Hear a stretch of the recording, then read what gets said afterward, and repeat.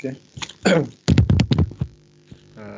Bismillah, alhamdulillah. Assalamualaikum warahmatullahi wabarakatuh dan selamat pagi. Okey, hari ini kita sambung lagi dengan topik apa? Kita punya discussion. Last time kita stop pada intersection design. And then minggu ni kita akan sambung lagi. We continue with the next topics on intersection control, ya. So today's presentation will be given by group 3 and also group 4. Okay. Sebelum tu saya nak bincang dululah tentang apa ni, kita punya makmal. And then I was informed by Dr. Razul Hanafi that he already put all the spec or the data dalam kamu punya UKM folio lah. UKM folio. And then suppose kita ada dalam 1, 2, 3, 4 minggu lah. Kita akan ada 4 minggu untuk makmal starting from this week. So starting from this week, maksudnya yang ni by kamu bebas lah untuk tengok untuk buat makmal bila-bila masa lah, sebab kita tak ada sepatutnya kita masuk makmal dalam minggu ni secara fizikal, tapi disebabkan oleh di keadaan yang tidak mengizinkan, and then we have to continue with the online lah. Satu lagi, saya dah bagi video kepada ketua kelas. Nanti kamu boleh minta daripada Amirul lah untuk video tu. Boleh dengar saya bercakap seorang je ni, saya tak tahu semua dengar ke tak. Dengar. Oh, ada apa-apa. Okey, video tu saya dah bagi kepada Amirul. Nanti I was told saya dah bagi tahu Amirul untuk share lah dengan kelas. Okey. So untuk makmal kita akan pecahkan kepada dua lah. Satu makmal untuk materials, and then satu lagi makmal untuk traffic.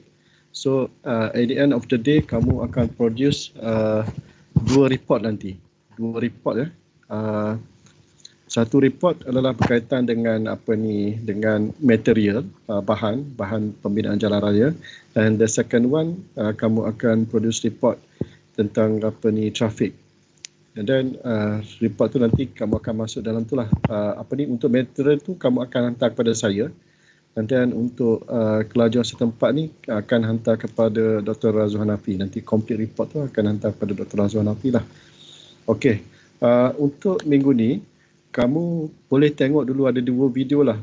Dua specification, data semua tu kamu boleh buat tentang ni dulu. Tentang dua testing. Yang pertama adalah tentang test penetration test, ujian penusukan. Dan yang kedua adalah tentang softening point test, ujian titik lembut. So tengok study yang dua test dululah untuk hari ini. Nanti boleh bincang dalam grup macam mana nak buat analisis, macam mana nak buat data presentation. Cuma tak perlu untuk semua testing ni. Sebelum tu untuk material ni kita ada beberapa test lah. Yang pertama kita ada penetration test, yang kedua kita ada softening point test, yang ketiga kita ada aggregate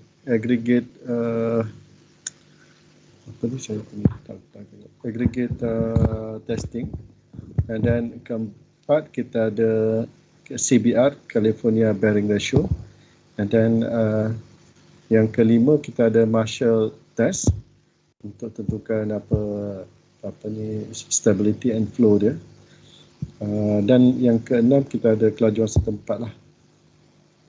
Okey, so test 1, 2, 3, 4 dan 5 tu kamu akan rangkumkan nanti dalam satu laporan saja. And then test ke-6, kelajuan setempat tu kamu akan buat dalam satu laporan yang lain lah. Boleh faham Okey, untuk hari ini kita akan mulakan dengan test penetration dan softening point dulu, and then followed by next week untuk aggregate test dengan CBR. Minggu yang ketiga kita akan buat tentang Marshall test, and then minggu yang keempat tentang kelajuan setempat. Tapi sebenarnya benda tu semua dah ada dalam apa ni, dalam kamu punya UKM portfolio. Tapi maksudnya kita spread into several weeks lah, supaya tak terlampau banyak lah untuk dalam satu minggu tu. Okey, itu untuk Mama. Ada soalan tak?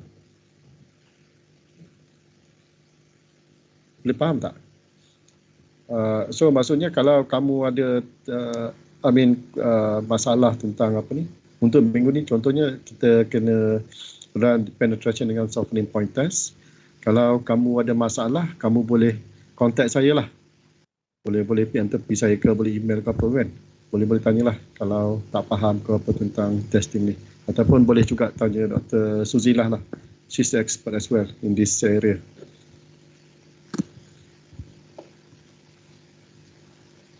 Boleh? Ada soalan?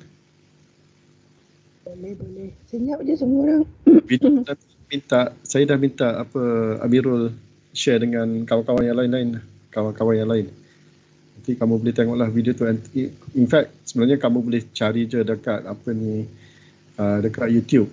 Ada pun secara details explanation on how to run these two testings lah.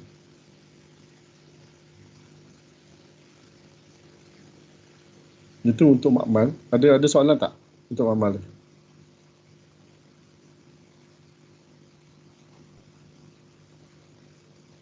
Doktor, nak tanya, kalau report tu dia nak buat dalam handwriting ke atau pakai words? Kalau tak ada soalan, tak apalah. Kalau tak ada soalan sekarang pun, if you have any questions later ke, nanti through WhatsApp atau through email. Doktor, nanti cintanya tadi. Okay, kalau ada soalan, can we start the presentation on the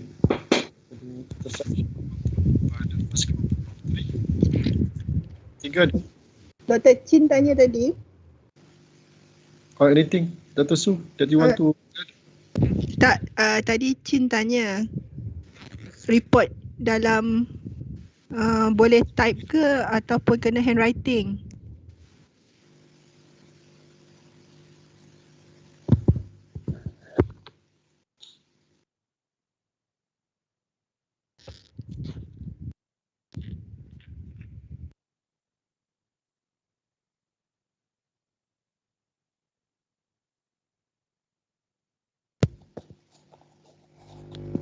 ataupun grup 4 boleh mula dulu?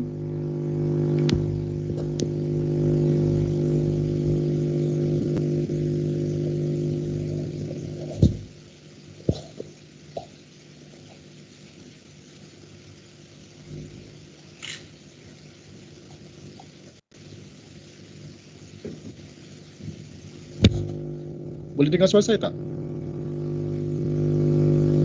Dengar, tapi Boleh.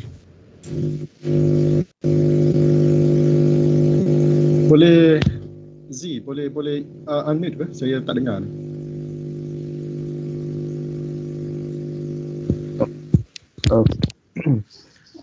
Okay, good morning, sir and fellow students. So today our group are going to present intersection control, and we are group 3. This is our members. For introduction, Langsung lah. Tak tahu. Sila saya je yang tak dengar. for introduction, this is the the left side is the conflict points at unsignalized intersections. It will be introduced later on. And next, there are two factors affecting a driver's ability to avoid conflicts. A driver must be able to see a potentially conflicting vehicle or pedestrian in time to implement an avoidance maneuver, sight distance related, and the volume levels that assist must present reasonable opportunities for a safe maneuver to take place. Next is the hierarchy of intersection control. There are 3 levels, which is the first one is passive control for the basic rules of the road apply. The next is the direct assignment of road to major street or rotational road. And the third one is positive alternate assignment of exclusive road. Next.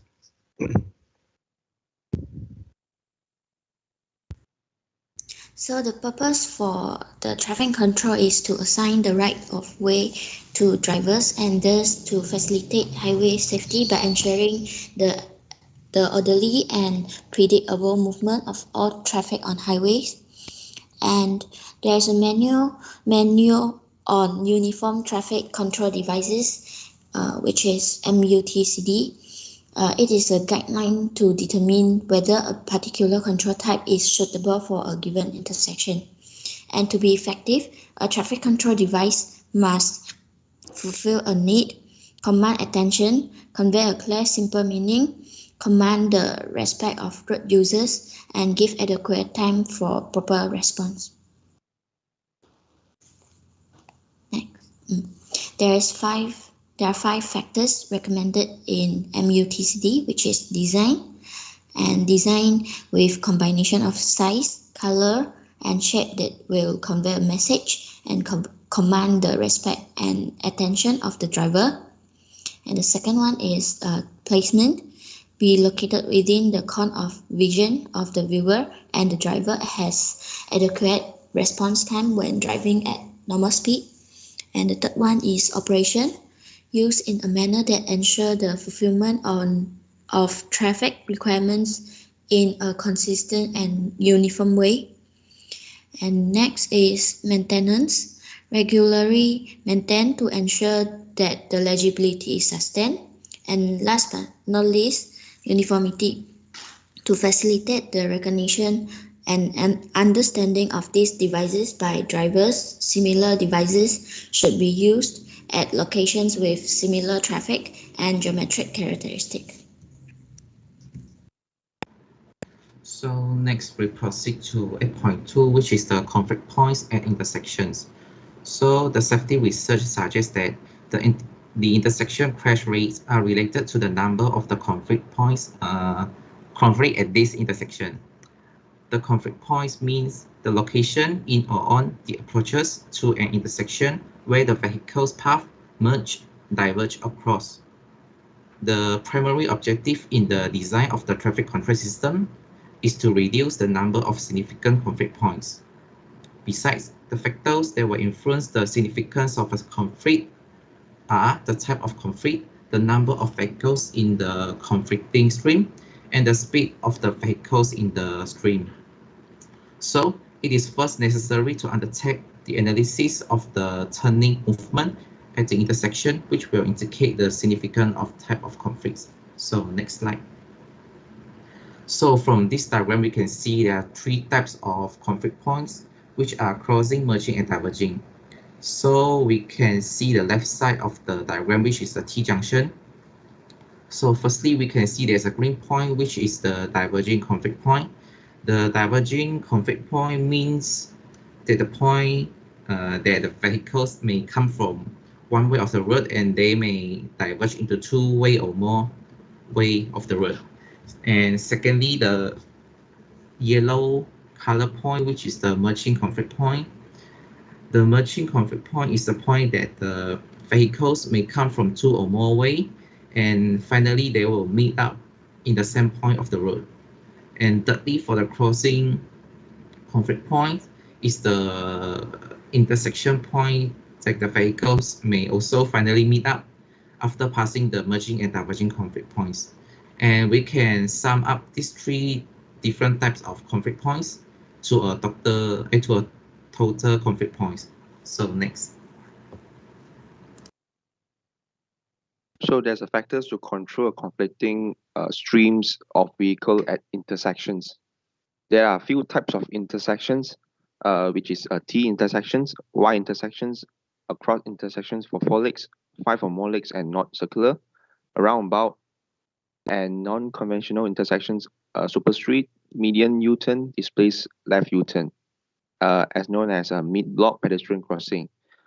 And the other factors is the volume of traffic. Next. So this is the same point that just mentioned by my teammate just now. that unsignalized intersections point. And this is the total with 32 points for next. So there's a use sign in these intersections points. Drivers are required to slow down when approach use sign, usually placed on a minor road, and it will lead the right way to major road traffic. The sign is warranted at intersections where separate or channelized road turn lane without an adequate acceleration lane. So there's a terms that the use sign is made is when conventional roads there are 36 times 36 times 36, and for expressway there's bigger, and freeways they're also bigger. And minimum is 30 times 30 times 30 for next.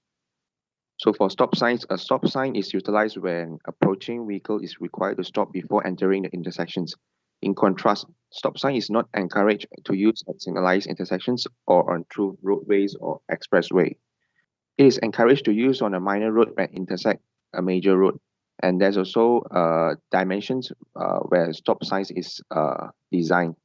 And the minimum for this dimension is 24 times 24. So for conventional roads, there's a 30 times 30. And for express, there's a bigger because there's a major road users over there. Next. Next is the multiple stop signs. Multiple stop signs require that all vehicles approaching the intersection stop before entering it. Then they are used as safety measures. Normally are used when the traffic volumes on all the approaches are approximately equal. And they should also be considered when 5 or more crashes occur at an intersection in a 12-month period, and these crashes could be avoided with a multiple stop control. And beside it is the multiple stop signs at intersection. Next, please.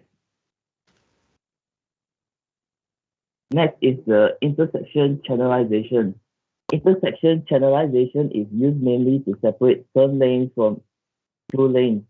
A channelized intersection consists of solid white lines or raised barriers which guide traffic within a line so that vehicles can safely negotiate a complex intersection. Channelization design criteria have been developed by many individual states to provide guidelines for the cost-effective design of channelization intersections. The guidelines included are laying out islands or channel lines to allow a natural, convenient flow of traffic, avoiding confusion by using a few well-located islands, providing adequate radii of curve and width. Next.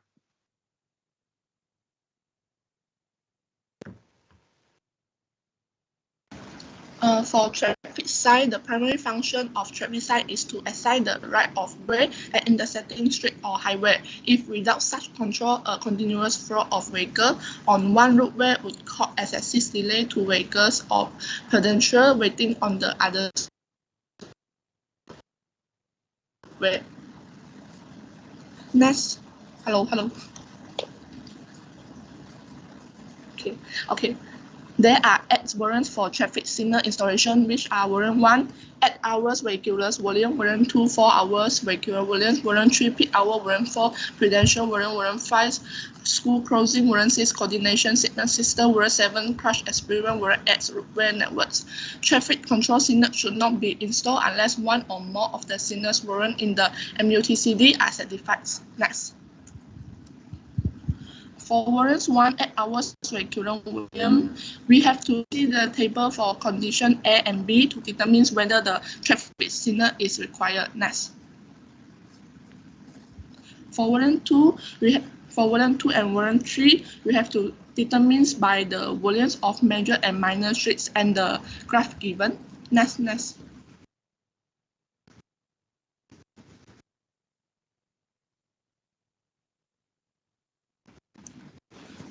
For warrant 4, we determine by the number of pedestrians and gaps per hour in the traffic stream. Next.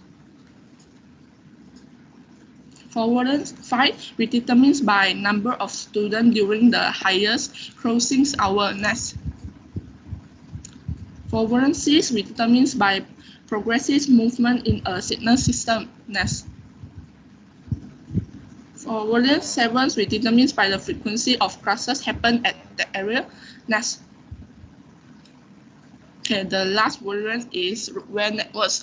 This variant apply if the common intersection of two or more measures meet one of both of the following criteria. Next. Okay, this is the example to determine whether installing a traffic signal at this intersection is warranted. There are 5 points given in this question. Okay, next, let's see the solution. Next. Okay, for the first point and second point is under variance 1. We have to check the minimum vehicular variance condition. Next. For the point numbers 3, 4, 5 is under variance 4. We have to check the minimum prudential variance, check minimum number of acceptable gate, and check location of nearer traffic signal. In conclusion, traffic signal is needed in this question, and the signal should be of the traffic attracted type with push button for pedestrians who are crossing. Okay, next.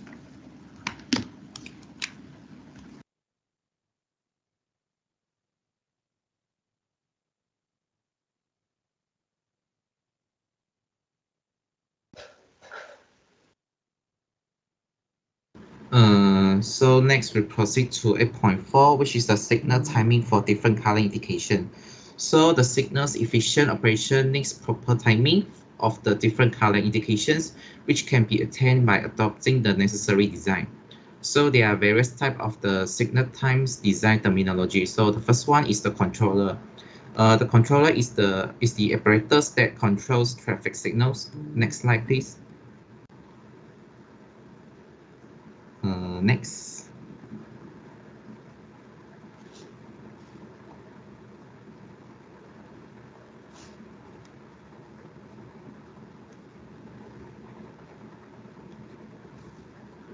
James, next slide, please.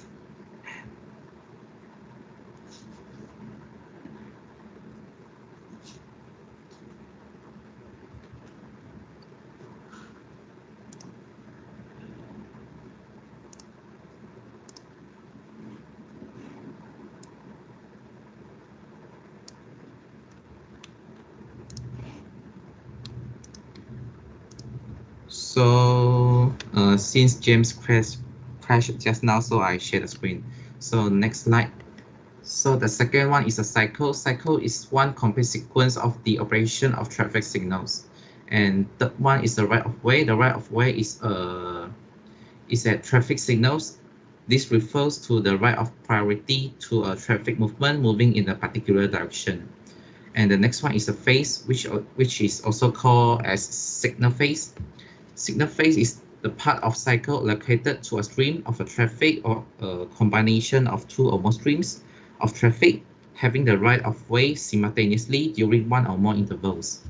And next, the interval. The interval means the part of the cycle length during which signal indication do not change. And next, offset. The offset is a time lapse in seconds between the beginning of a green phase at the intersection and the beginning of a corresponding green phase at the next intersection. Change and clearance interval is the total length of time in seconds of the yellow and all red signal indication. Next, the all red interval is a condition of traffic signals where all the traffic movement are shown a red signal. The split phase is a part of a phase that is set apart from the primary movement, thus forming a special phase that relates to the parent phase. And next, peak hour factor, PHF, is a measure of the variability of demand during the peak hour. So next. So the peak hour factor may be used in signal timing design. One can just share the screen. Sorry. Question, sekejap ya. Do you understand what are you talking about right now? I mean, what are these all, apa nama tu, phase time, green, all red interval, green interval and all? Tahu tak? What are we talking about yang ni? Interval, change, and clearance interval and all. Actually, we can see there's a diagram in this phase, single phase below this one. So you can see there's a phase A and phase B. So the phase means the 1 second length which the traffic light turns from green color to the red light. Yeah. Okay. So you understand now, you are talking about traffic light. Yeah. Okay. All right. Proceed.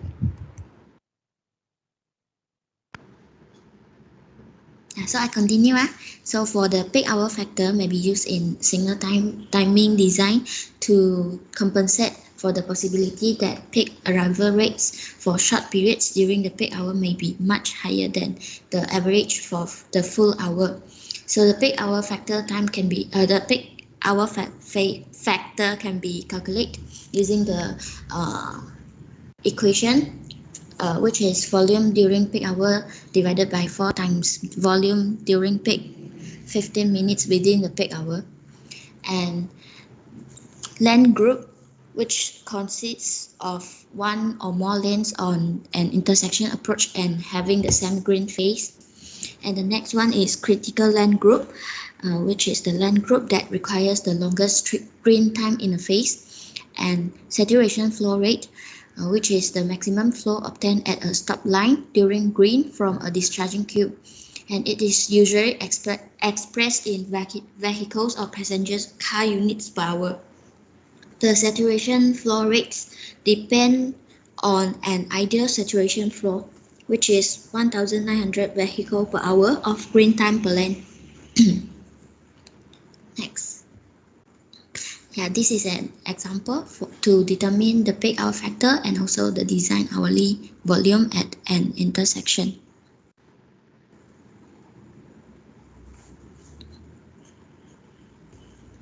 Next.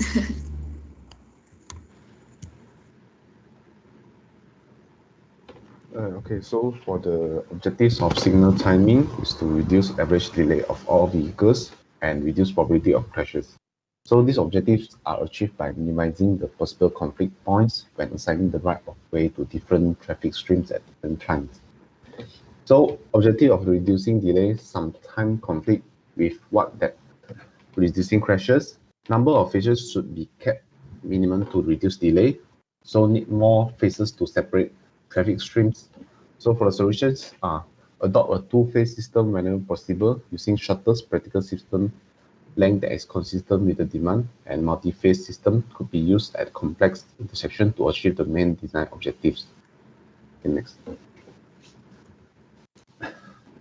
Okay, so for the isolate signal timing at isolated intersections, signal time is not coordinated with that of any other intersection and operates independently. So for the cycle length, you need to at the average of 35 to 60 seconds. So the approach volume is very high. When the approach volume very high, longer cycle lengths can be used. So the cycle length, if exceed more than 120 seconds, it will cause excessive delays. So there are methods to find optimum cycle length, which are Webster method, highway capacity method, and cycle value method. Okay, next. Okay, so for yellow interval, so for the purpose for yellow interval are alert the motorists and allow vehicles already in the intersection to cross it. So if the users got a bad choice of yellow interval, may lead to dilemma zone. So what are the dilemma zone? Dilemma zone is the area close to an intersection which a vehicle can neither stop safely before the intersection nor clear the intersection without speeding before the red signal come on. Okay, so according to the diagram, can so which is the dilemma zone, which between can't go and can't stop. So yellow interval is required where the time period guarantees approaching vehicle can either stop or proceed through the intersection without speeding. Okay, next.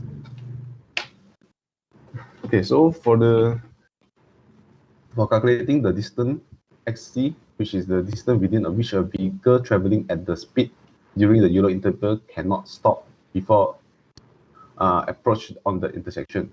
That is the formula. Okay, next. Okay, so for calculating the T mean, okay, there's formula to encourage motorists to follow yellow interval. It is usually not more longer than 5 seconds. So when the longer yellow intervals are required, all red phase can be inserted to follow the yellow interdiction. So the change interval, which is yellow plus all red phase, can be at least the value computed from the equation above. Okay, next. Okay, so for the cycle length of fixed, which is a pre-time signal, the signal at isolated intersection can be pre-time fixed, or semi-actuated, or fully actuated. So assign the right way to different traffic streams in accordance with a preset timing program. So each signal has a preset cycle length that remains fixed for a specific period of the day or for the entire day.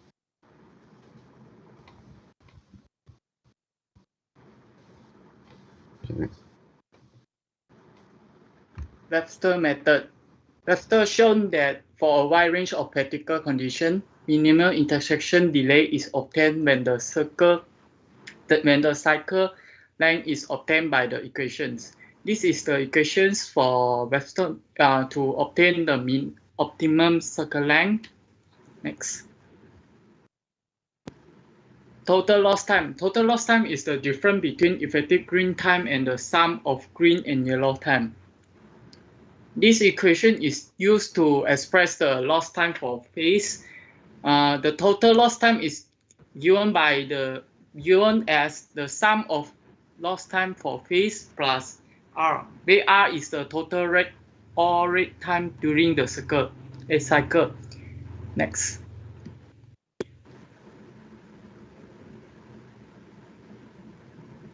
The total effective green time available per cycle is given by these equations.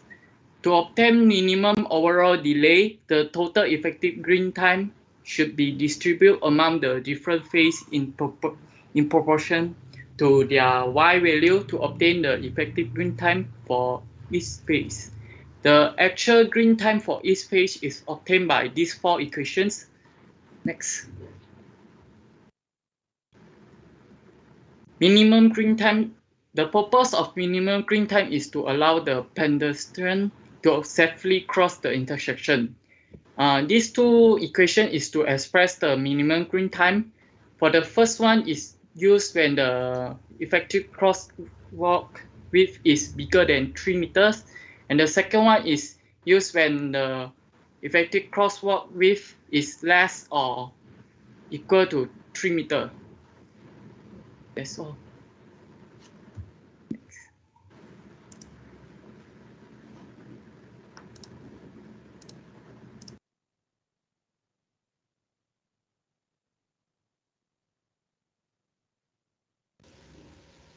So this is the end of our presentation for Group 3.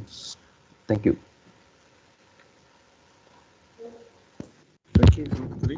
Tak ada ni ke? Yang last slide ni tak ada example.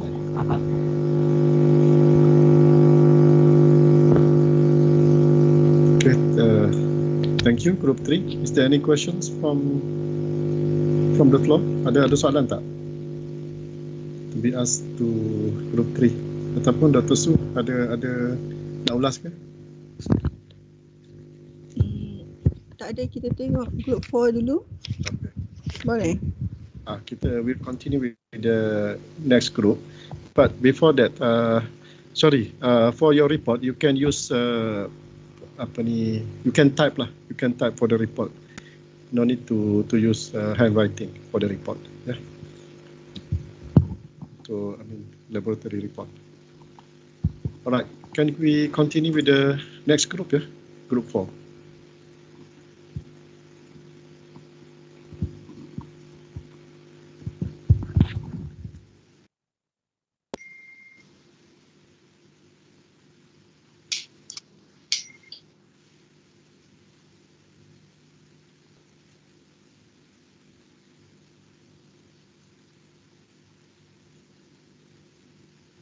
Kejap ya, Doktor.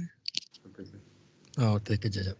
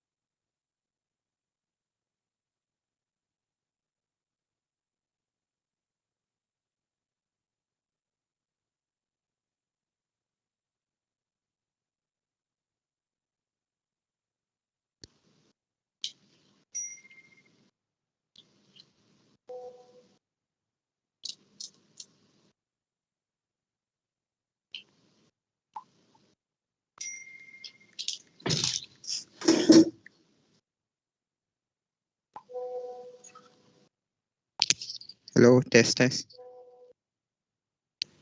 Okay, dengar. Assalamualaikum and good morning. So we are from Group 4 going to present about intersection control. Next slide.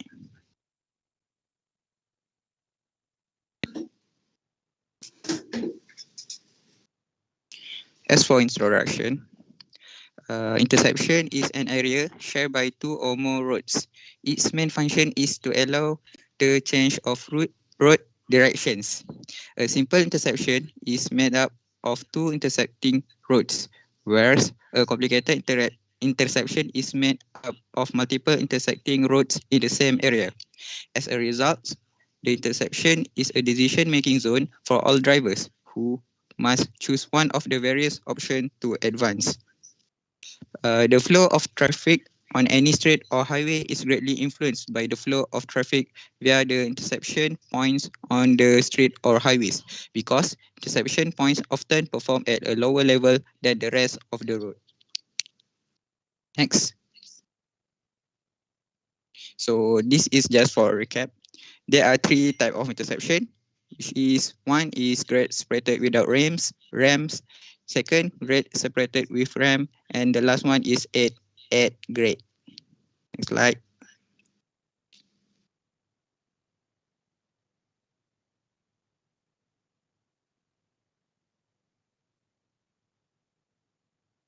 Next.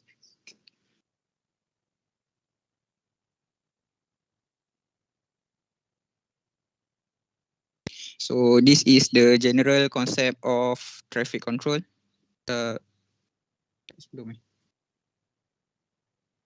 Previous slide, please.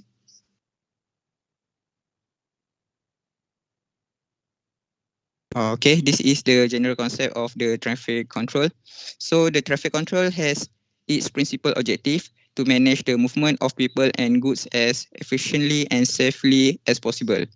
So by using traffic signals, signs, and marking, it can improve the traffic control. So more complex maneuvering area of interception, more sophisticated design of traffic control system need to be considered. And the manual of traffic control device is provided by JKR. Next slide.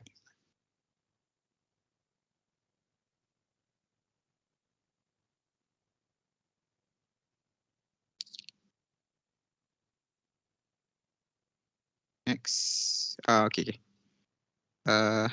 Generally, a traffic control device must have 5 components, which is fulfill a need, command attention, convey a clear and simple meaning, command the respect of road user, and the last one is give adequate time for proper response. So, to make sure a traffic control device follow all these properties, engineers should recommend this factor. First, design. It should be designed with color, size, and shape that will convey a message and attract driver attention. As for placement, within the cone of vision of the viewer with ample time for the driver to react. Operation, consistent and uniform. Maintenance, regularly maintained. And the last one is uniformity, which is similar device should be used at location with similar traffic and geometric characteristics.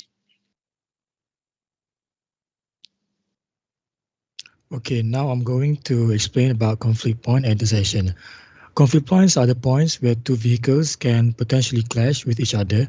It can be determined the number of conflict points based upon the type of intersection. There are 3 types of conflicts. The first one is merging, diverging, and crossing.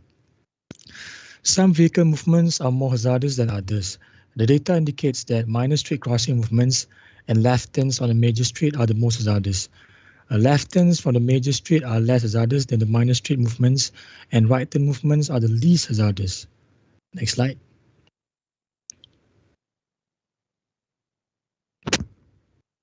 Okay, these are the intersection types and the number of conflicts. As you can see from the diagram, there are 6 types of it. First one is full access, which is a T-shape, and then a full access plus shape, roundabout access, right in out access, 3/4 access, and lastly indirect left turn access. As you can see from the table on the right diagram, it is concluded that the full access with the plus shape is the most highest typical crash rate, crashes per million entering vehicles, and a right in, out access, and indirect left turn sharing the least typical crash rate. It can be determined that the number of turning is playing a huge difference with the typical crash rate, as I mentioned earlier, that the left turns on the major streets are the most hazardous. Next slide.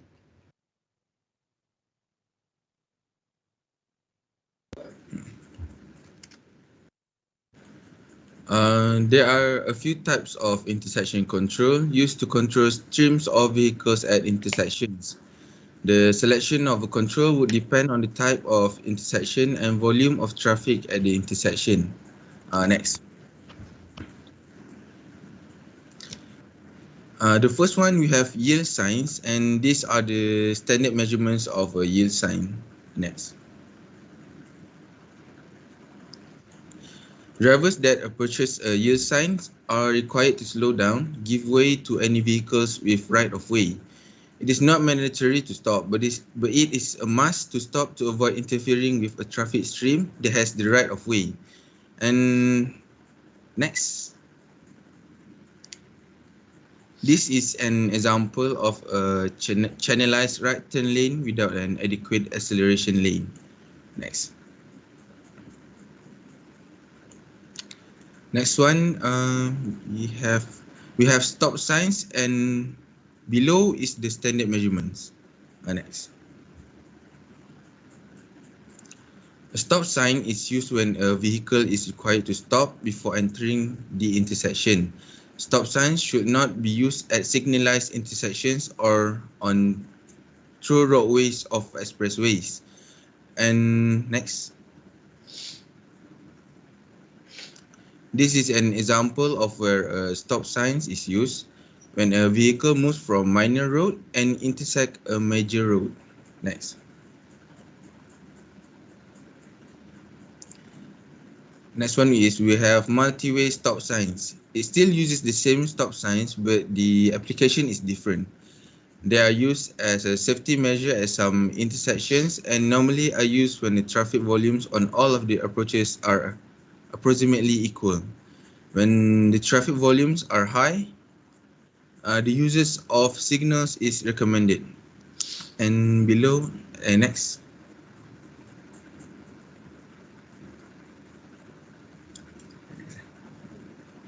This is an example of a crossroad where multi-way stop signs would be used. Next. Intersection channelization is used mainly to separate turn lanes from through lanes. A channelized intersection consists of solid white lines or raised barriers, which guide traffic within a lane so that vehicles can safely negotiate a complex intersection. Channelization design criteria have been developed by many individual states to provide guidelines for the cost-effective design of channelized intersection. Next. This is just an example of a channelized intersection. Next. And the guidelines for the use of channels at these intersections include. Amirul, siapa Fahmi? Question. Yes, boleh. Slide yang sebelum ni. Ini channelized kan? Yeah.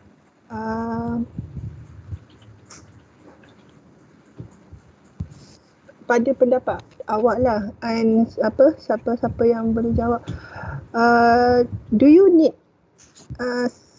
apa-apa because of this channelized, okay, and then how you want to improve this junction with signage.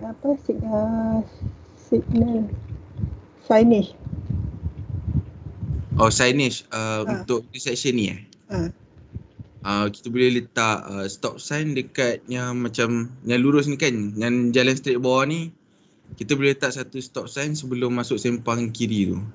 Okay, lagi? Tapi kalau kita nak better, kalau macam traffic volume dia banyak, kita boleh cuba untuk letak traffic signal lah, lebih better. Okay, kalau kita nak letak traffic signal, berapa dia punya minimum requirement. You know that traffic signal ni mahal kan, satu set tu mahal, so you need to have minimum vehicles yang guna jalan tu baru tu kan. So I think the best is just put the stop and yield sign lah kat situ kan, if you need to improve the junction. Betul? Yeah, betul. Okay, boleh continue.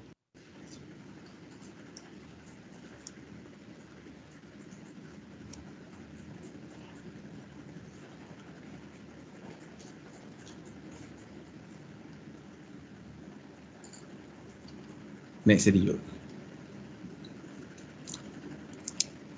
These are the guidelines for the use of channels at intersections, and it includes laying out islands or channel lines to allow a natural, convenient flow of traffic, avoiding confusion by using a few well-located islands, providing adequate radii of curves and width of lanes for the prevailing type of vehicles. Next.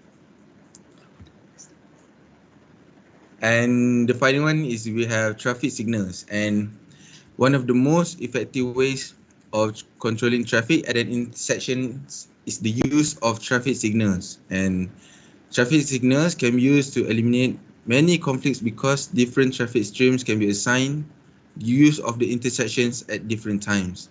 Since this results in a delay to vehicles in all stream, it is important that traffic signals be used only when necessary.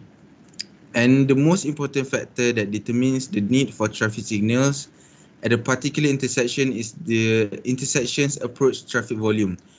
Although other factors such as pedestrian volume and crash experience may also play a significant role. Thank you.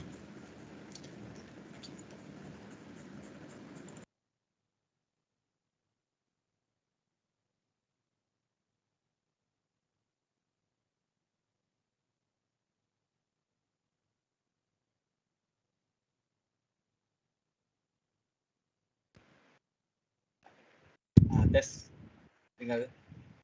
Dengar. Now I will talk about the warrant. The MUTCD describes 8 warrants in detail, at least one of which should be satisfied for an intersection to be signalized. However, these warrants should be considered only as guide. Professional judgment based on experience also should be used to decide whether or not an intersection should be signalized. As stated below, we have 8 types of warrant. We have 8 hour vehicular volume, 4 hour vehicular volume, peak hour, pedestrian volume, school crossing, coordinated signal system, crash experience, and roadway network. Next. This is the type. For warrant 1, we have 2 conditions. We have condition A, which is minimum vehicular volume. This is the table that you should use to compensate with the warrant 1. Next. The warrant is satisfied for condition A only. For this condition, the warrant is satisfied when traffic volume on major street and the higher volume minor streets approaches for each of any 8 hours of an average day, or at least equal to the volume specified in 100% columns at table 8.1. An average day is weekday whose traffic volumes are normally and repeatedly observed at location. Next. For condition B, we have interaction of continuous traffic.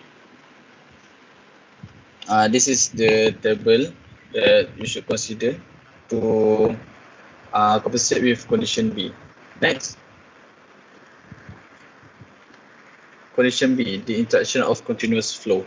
The warrant is satisfied when traffic volumes on major street on the higher volume minor streets approaches for each of any 8 hours of an average day, at least equal to the volume specified in 100% column of table 8.2 yang tunjuk tadi, table tadi. The volume for the major street and the high volume minor street should be for the same 8 hours, but the high volume on minor street does not have to be on the same approach during each the 8 hours being considered. If both conditions A and B are not satisfied and other remedial action have been taken without much success, the 80, 70 or 56% column may be used as indicated in table 8.1 and 8.2. Next.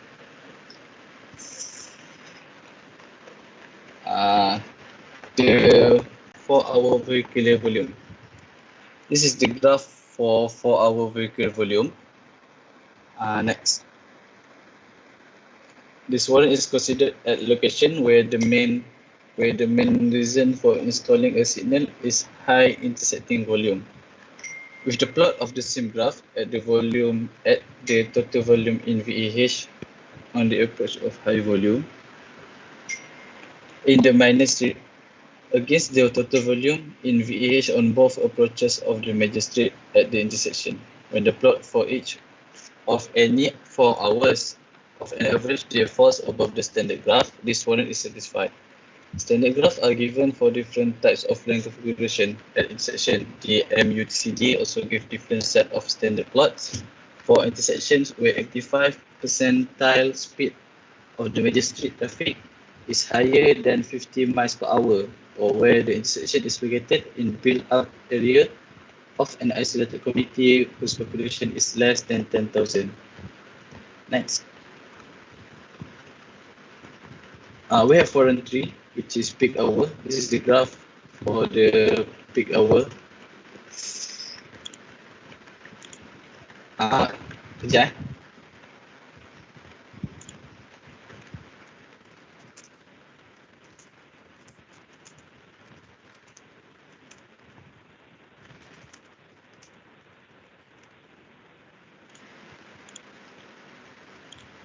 Okay, sorry, we continue. This is for warrant 3, peak hour. Next.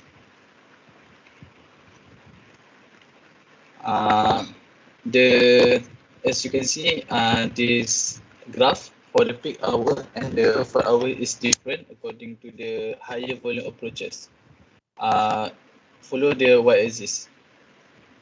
Next.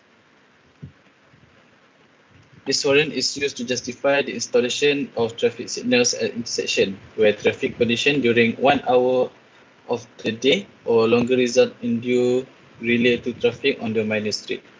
On two conditions A and B should be satisfied for the warrant to be satisfied. For condition A, the warrant is satisfied when the delay during any 4 consecutive 15-minute period on one of the minor street approaches control on the stop sign is equal to the greater or specified levels on the same minor street approaches. Next. Figure 8.6 is used for condition B. This condition is satisfied when the plot of the vehicle per hour on the major street, total of both approaches, and the corresponding vehicle per hour on the higher volume minor street approach.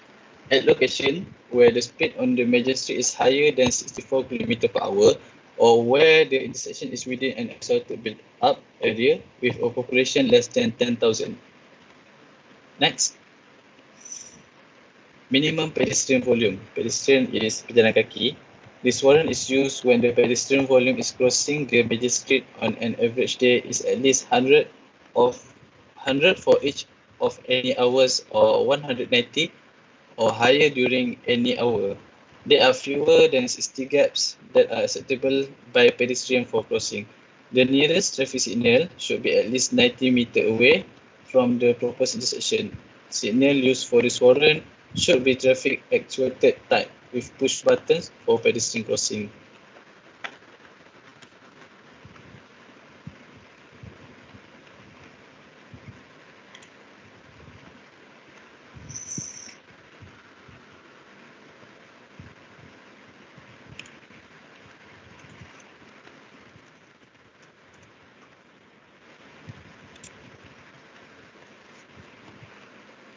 For warrant 5, my friend will continue.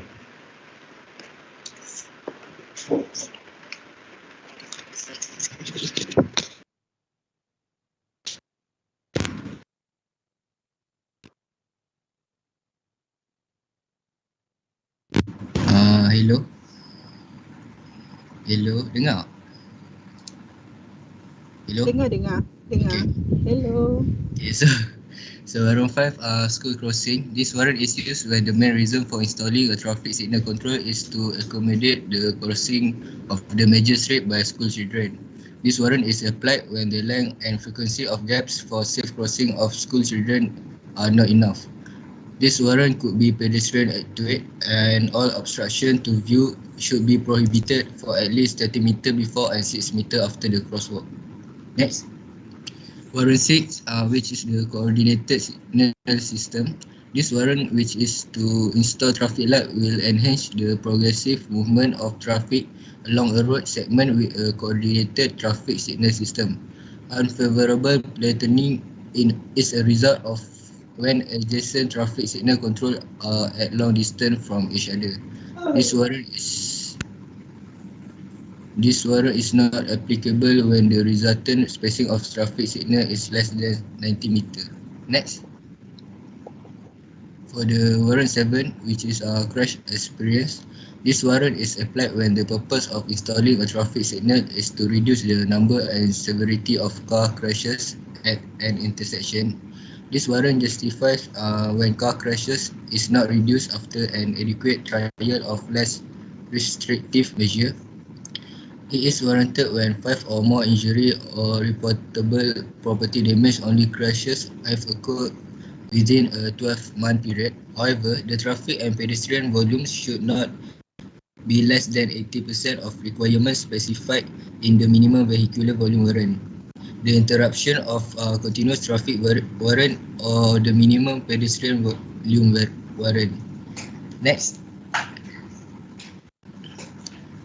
And the last warrant is the warrant 8, which is the roadway network. This warrant will help to encourage concentration and organization of traffic network.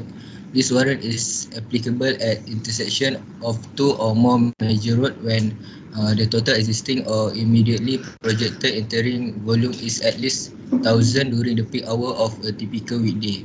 The 5 years projected traffic volume based on an engineering study must satisfy the requirement of a few warrant. Major street that is considered for this warrant should possess is a component of a street or highway system that serves as the principal roadway network for through traffic flow. It's a component of a street or highway system that includes a rural or suburban highway outside entering or traversing a city. And the last one is designated as major road on an official transportation plan or equivalent standard plots.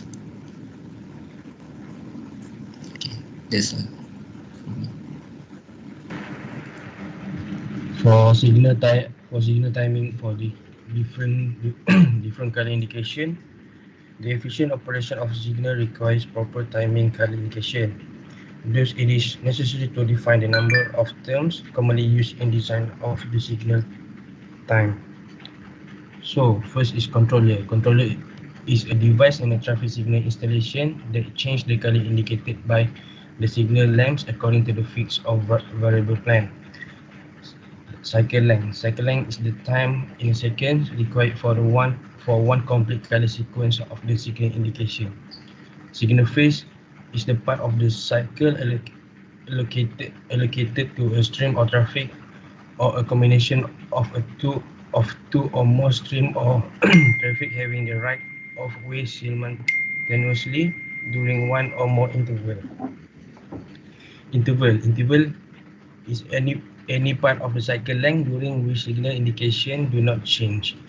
Offset, the time lapse in a second, or the percentage of the cycle length between the beginning of the green phase at an intersection and the beginning of the corresponding green phase at the next intersection. It is time based of the system controller. Change and clearance interval is a total length of time in a second of the yellow and the red signals indication.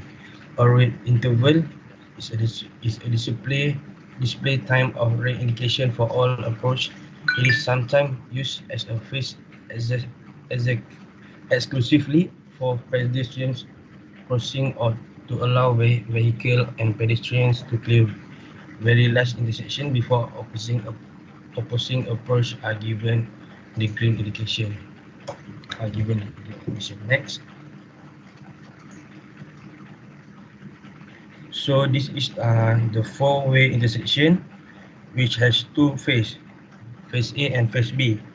So each phase indicate the cycle of the movement of vehicle in a cycle length, which is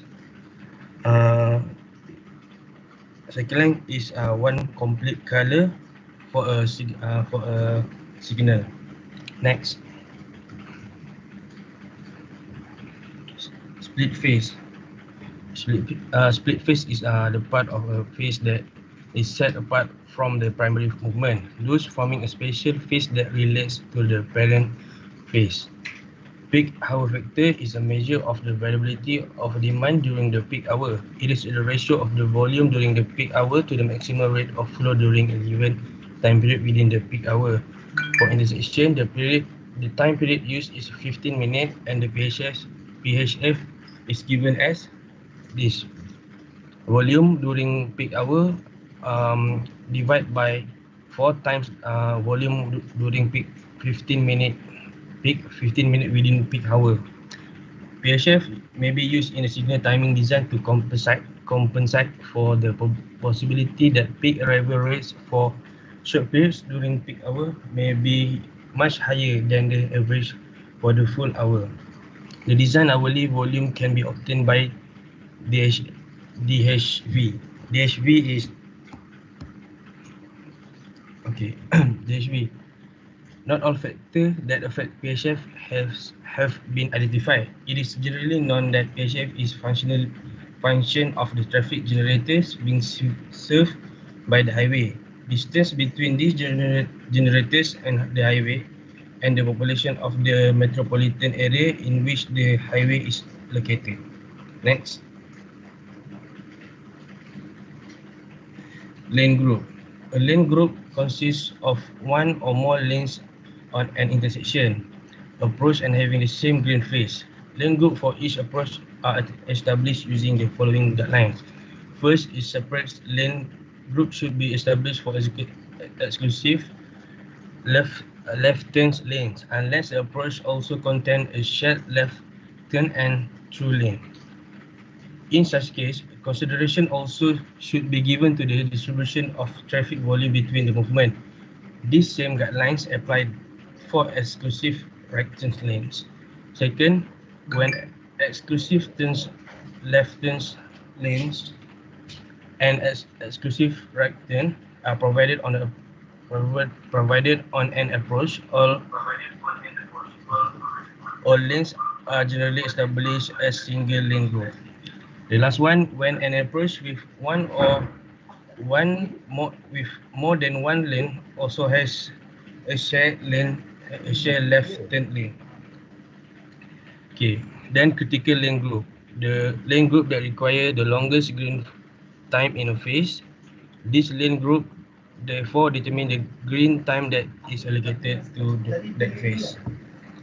Saturated flow rate. The flow rate in vehicle per minute that the lane group can carry if it has the green indication continuously. Next. So this is the table. The figures show the typical lane group used for analysis. The two or more lanes have been established as a single lane group for analysis. So in the second column shows the movement by lanes, and the third column is the lane group possibilities. Next. Okay, this is the example for PHF and DHV. So in the table, they have a time and a volume. So first, we need to total up the volume, and we get the total volume during peak hour. And we can see the most volume during the peak hour is 412. So using the formula given, PHF is equal to volume during peak hour divide by 4 times volume during peak 15 within the peak hour. So that result as 0.9 54, and after that we carry the answer to calculate the DHV and get that answer 1648. That's all from me.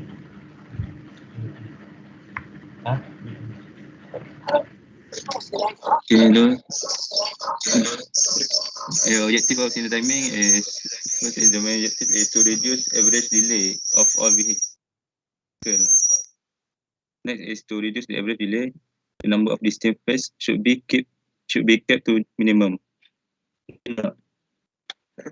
Next, to reduce the probability of crash is also one of the main objectives of signal timing. These goals are met by reducing potential conflict while allocating the right of way to different traffic streams at different times. When this circumstance arises, it is critical to employ technical judgment to arrive at a compromise solution. Okay, next.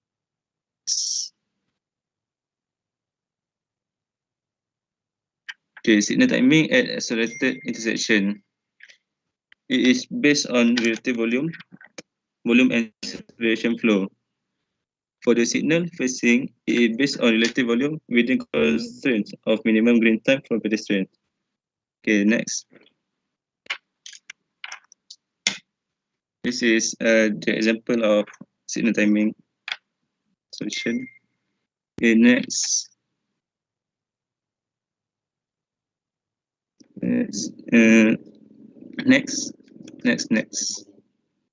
Next. Okay. Okay, hello. I will explain about the case study on the synchronization of traffic light system for maximum efficiency along Jalan Bukit Gambir, Pening, Malaysia. Okay, next. So the case study is located along Jalan Bukit Gambir, Pening, Malaysia, and the case study was conducted by Ahmad Rafidi and Abdul Hamid, and it was published online on 9 September 2014. The purpose of this case study is to examine the density of vehicles on Jalan Bukit Gambir, and also the traffic timing was documented in order to plan out proper retiming for traffic lights along the studied road. The outcome of this study support the hypothesis that retiming traffic lights to create a synchronized traffic light system for main roads will greatly improve traffic flow. Next. So for the problem statement, in conclusion, the purpose of this research is to compare unsynchronized and synchronized traffic light systems in order to prove that the synchronization of traffic light system will solve traffic problems and help to achieve maximum efficiency. This research took the form of a case study which focused on urban areas that currently apply a synchronized system and drew a comparison with urban areas that do not apply such a system. Next. So for the analysis to the problem, as you can see, there are 5 stops along Jalan Bukit Gambir. The only 4-way intersection is the one at University Science Malaysia, which is junction number 1. The rest are T intersection or 3-way intersection. So figure 2 shows the location of each intersection along Jalan Bukit Gambir. Each traffic light location has its own importance in terms of distance between the other traffic lights. Next. So as you can see, the survey shows that the densest traffic was on Monday, Wednesday and Friday, where these 3 days were considered to have the densest traffic because the traffic could not be cleared within the time span of one green light. Such traffic blockage was evident on the road in front of RST University Science Malaysia, which is the junction number 1, where the traffic was also being videotaped. Even after a 3-minute green light on such a large main road, traffic still could not clear out. Because the traffic could not be cleared in the time given, it was assumed that the density of traffic on Monday, Wednesday and Friday was double the normal rate. Next.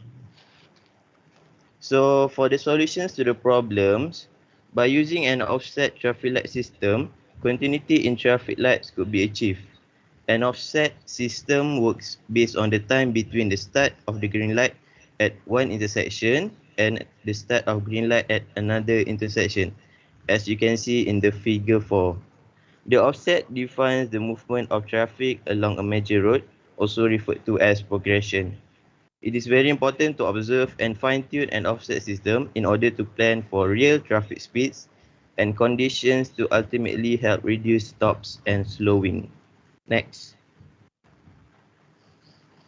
So this is the proposed timing of traffic light synchronization along Jalan Bukit Gambir.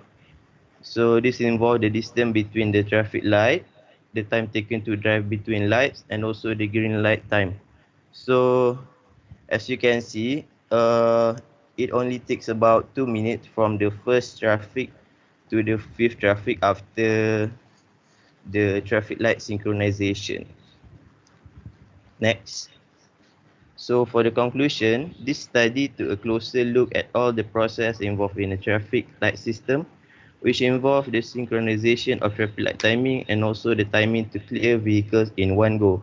This study also shows how important synchronized traffic timing can be to road users. Essentially, smooth traffic will be the end result of better traffic management. This can be accomplished through the implementation of synchronized traffic system, especially in urban areas. Okay, that's all.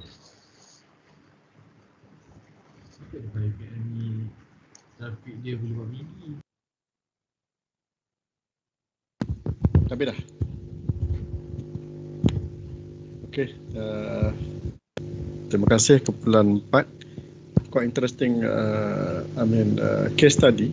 Cuma agak kurang climax sikit sebab you tak group 4 tak bincang secara detail dia punya results and analysis, terus jump to the conclusion. It's quite interesting actually. This the real the real case lah happen in Penang. So any questions from the floor? Ada soalan tak?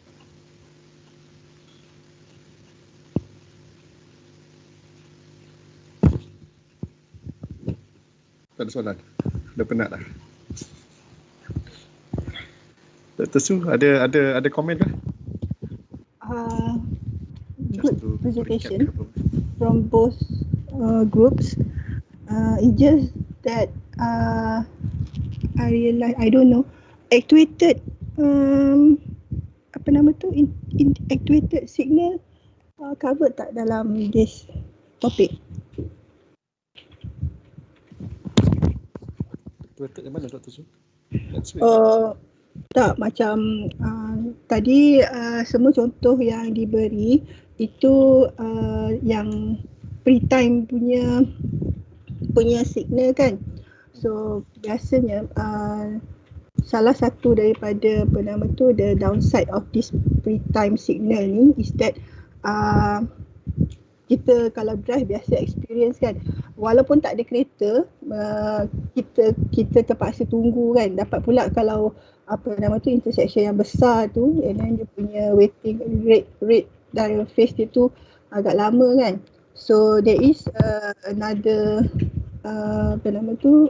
way to design is by using actuated ni maksudnya macam ni dia ikut actual flow. Ada dalam buku tu juga. Dia punya konsep sama macam yang pedestrian punya crossing tu. Kalau pedestrian tu kita tekan button to tell that there are pedestrians yang waiting nak cross kan. Kalau macam actuated ni I think yang dia orang pakai sensor tu. Okay, so there are two types of actuated signal. Satu yang fully actuated. Biasanya ini yang jalan intersection yang besar lah dengan very heavy traffic flow. And then there is another one yang semi actuated. Semi actuated ni maknanya for intersection yang dia punya main flow tu heavy and then dia punya minor flow tu less lah. Okay, so dia akan letak actuated tu sensor tu dekat yang dia punya minor. Maknanya kalau yang minor ni tak ada kereta, so yang major tu akan dia akan always green lah. Macam dekat Putrajaya tu kan yang boulevard tu kan ada banyak intersection, so they plan for apa nama tu, dia panggil all green. So maknanya dia orang target that if you drive you can drive aja, tak payah stop. So that's what they call all green lah. So I think that one pun I'm not sure yang tu actuated ke tidak, tapi what I want to tell that there is satu lagi type of signal called actuated and semi-actuated. Macam yang you all explain tadi tu, itu adalah pre-time kan, maknanya you kira kereta berapa banyak vehicle per hour siap-siap, and then you determine the time siap-siap macam tu. So this one is kalau macam untuk uneven lah, maknanya as I explain tadi. So I hope you can understand what I tried to say. Faham, Doktor. Dr. Su will be covered in next week, I think. Next week ke? I think. Really? Maybe lah. I think in group 5 will be covered by group 5 and group 6 on the highway capacity manual. Oh, is it patutlah? No. Okay. Advance Okay, tak apa. Remarks. Advance tu dah. Alright.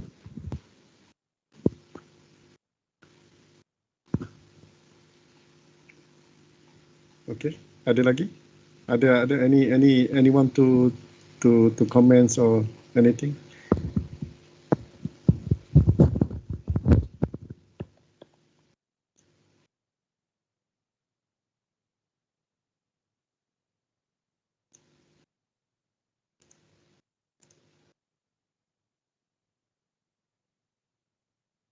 Kalau tak ada komen, saya nak tambah sikit lah. Sekejap.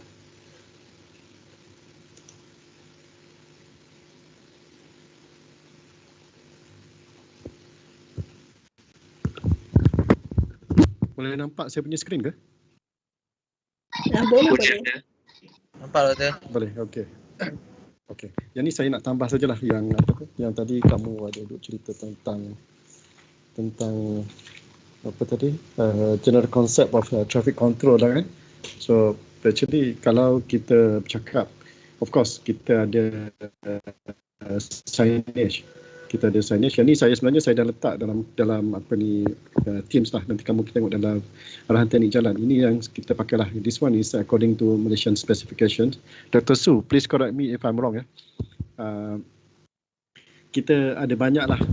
Yang pertama tadi kita tengok in terms of the signage, and the second one kita gunakan signalized intersection lah, gunakan traffic light. So kalau kamu tengok dalam table 2.2, actually we got various types and sizes of lettering and borders on the traffic signs. Nanti kamu boleh tengok secara detail lah. Actually kita ada signs ni, dia ada different meaning. Every sign has its own meaning lah. Yang pertama kita ada regulatory signs. Nanti kamu tengoklah dalam appendix in details. And then the second one kita ada warning signs.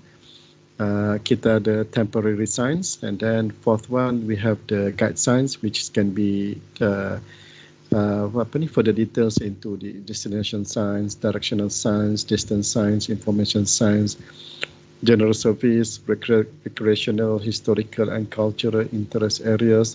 Kita ada river names, town or village name, government body, message, warning message, route markers, kilometer posts, and also other traffic signs.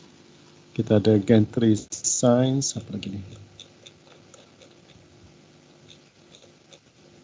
Okay, so dia sebenarnya sains ni dia ada maksud lah. Dia ada maksud, contoh bila kita bercakap tentang katakan nama tempat kan, nama tempat katakan Temerloh.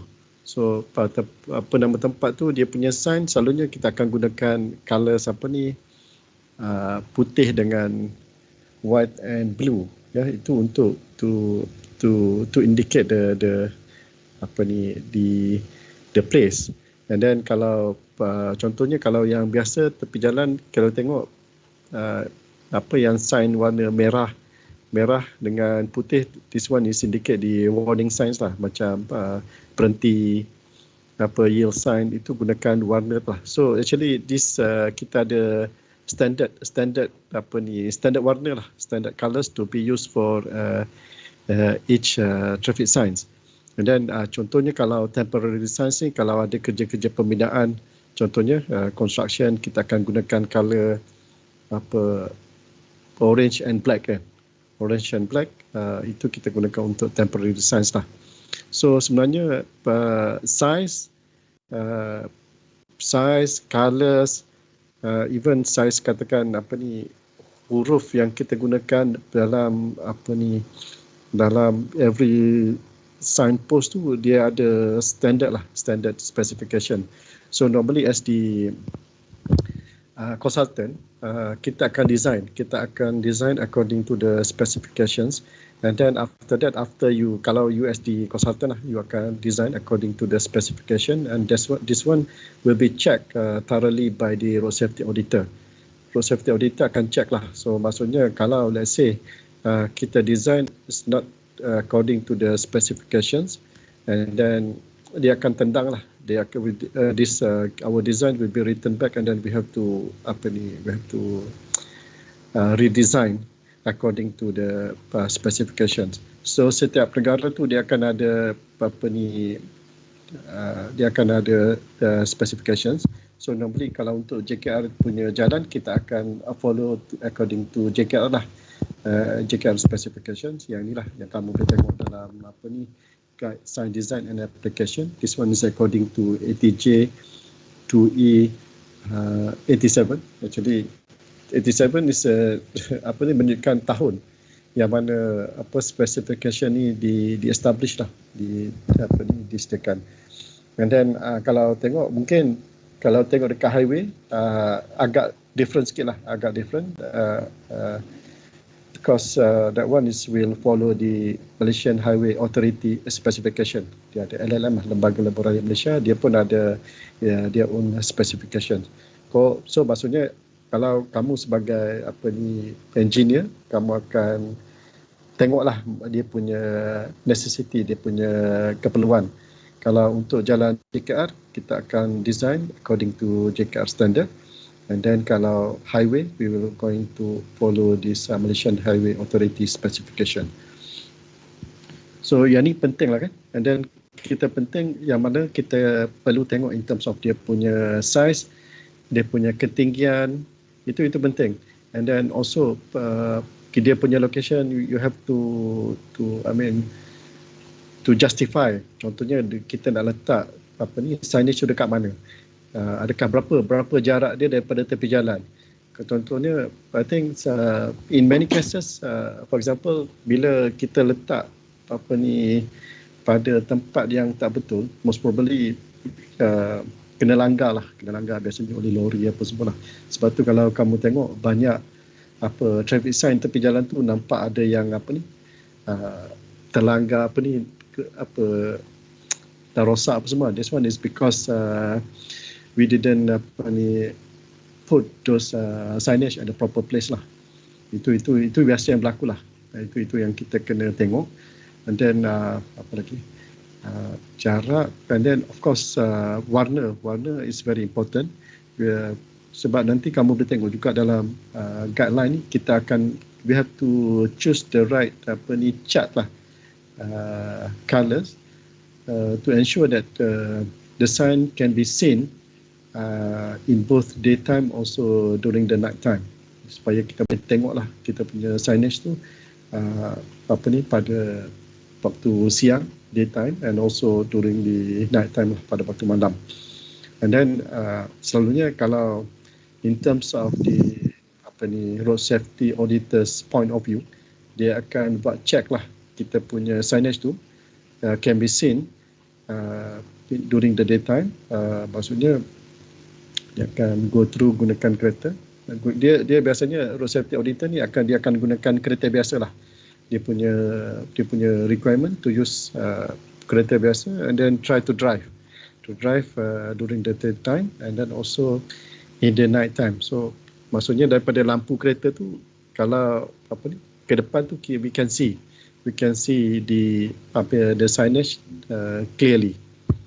Itu yang biasalah yang kita akan tengok nanti. And then mungkin masa tahun 4 nanti dalam subjek IDP Integrated Design Project, you have to termasuk sekali lah benda-benda ni yang kamu kena design nanti. Maksudnya dalam kamu kena make sure dekat mana kita nak letak signage tu pada proper place, and then dia punya jarak daripada tepi jalan, dia punya ketinggian, dia punya selection of the right size, apa semua tu lah. Itu kita kena consider semua tu sebagai civil engineer. So nanti saya tak go detail lah. Nanti kamu boleh tengok dalam ATJ ni, arahan teknik jalan. Kita ada beberapa lah. Actually, in fact sebenarnya kita ada juga daripada RIM, Road Engineering Association of Malaysia. But kalau saya tengok dulu dalam yang kamu punya sini tu banyak pakai RIM sebab our professor dulu dia pakai RIM lah. Cuma RIM ni bukanlah dia macam one NGO. Kita dekat Malaysia ni suppose we have to follow the JKR specification lah. JKR specification sebab JKR ni adalah authorized body yang keluarkan guideline. So this one should be followed by the by the engineers lah. Okay. Saya ada beberapa lah, nanti kamu boleh tengok, and then dalam Teams nanti kamu boleh download all these specifications. Might be useful for your fourth year later. And then yang ni saya nak tunjuk, tadi sebenarnya kamu dah tunjuk dah, nampak yang road marking and delineation. It's 2D ATJ 2D-85. So we got to yang ni lah, just nak tunjukkan kat mana kamu perlu letakkan stop sign dan juga untuk yield sign. So biasanya ini yang kita akan design lah. Selalunya kamu akan design macam ni. So kita akan ada, kalau untuk berhenti stop sign, what we have to do is we have to have one stop line as well. You put this stop sign here, and then we should have the stop line. So it means that all the incoming traffic by hook or by crook, you have to stop first before you enter the main road. And then biasanya ini dia akan ada jarak lah between biasanya daripada main road ni kita akan ambil dalam 1.2 meter lah. And then 1.2 meter, this one is you're going to put the stop line here. And then the second one, saya tak tahu tadi kalau dalam contoh yang kamu tunjuk tadi banyak tak ada garisan putus-putus ni kalau untuk beri laluan. Untuk beri laluan selalunya dekat Malaysia ni kita punya praktis, kita akan bagi kita akan ada sign kat sini beri laluan. This signage lah, kita akan letak satu beri laluan kat sini.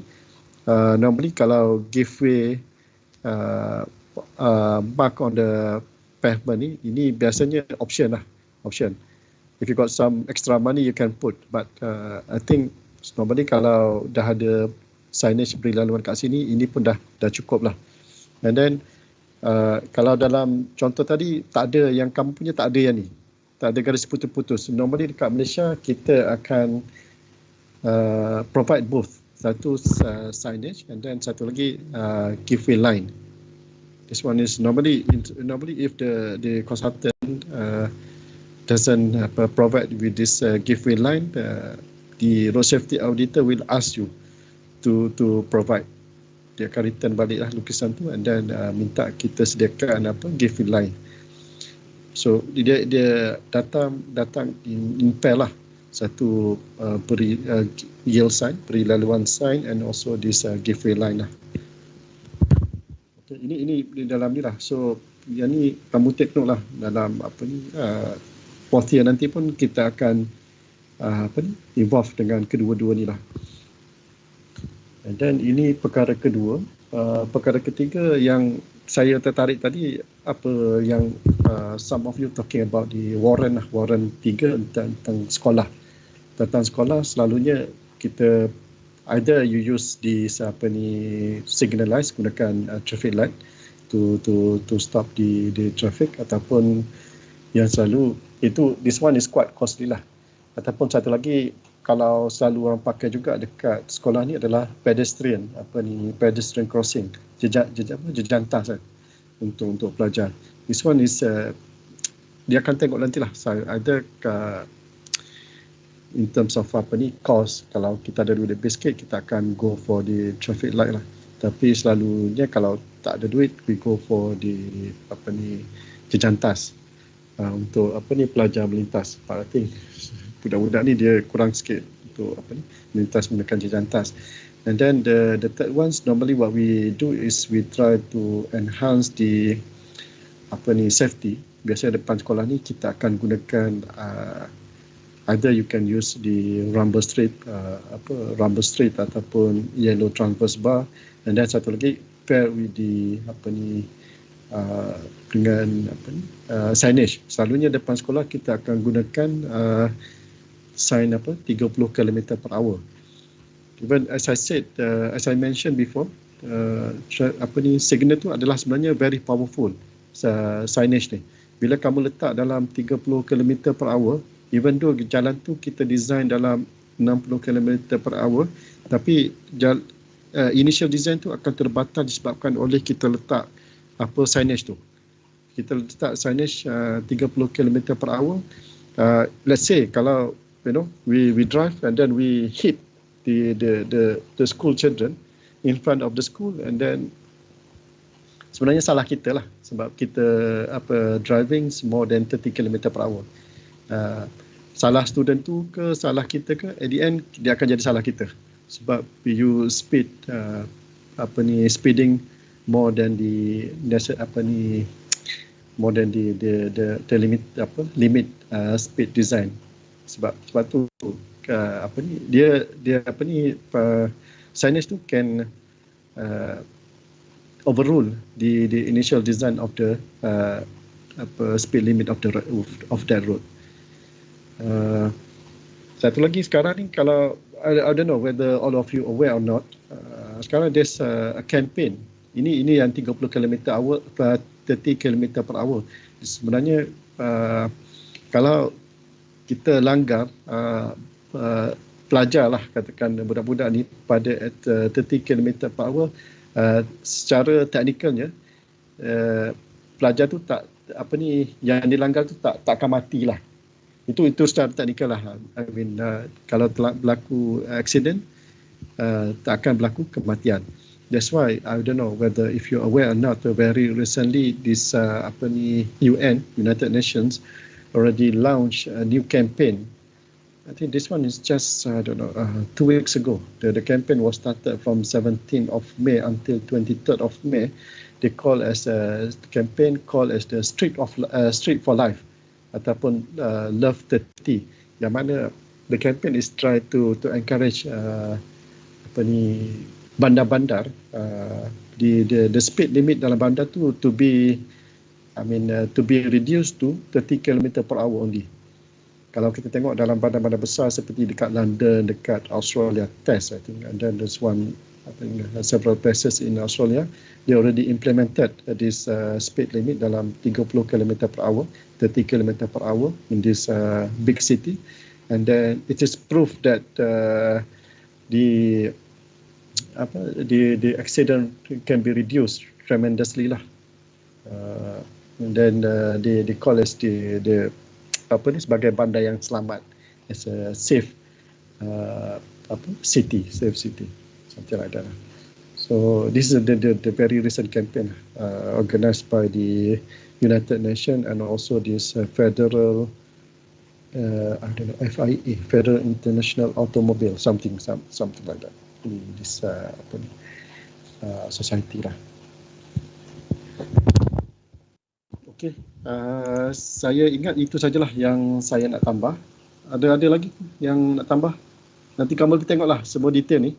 Saya ada letaklah dalam dalam kamu punya ni. Kita ada traffic control devices, ATJ to C 1985, and then ATJ to E 1987, and then guide to the design of traffic signal, ATJ 13-87, and then one more is the road marking and delineation 2D, ATJ 2D 1985.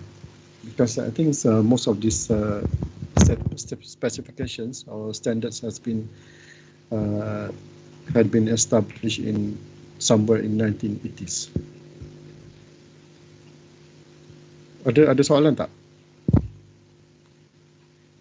Tak apalah, ni kamu tengok dululah. Kalau if you have any questions, you can ask next week ataupun dalam WhatsApp group.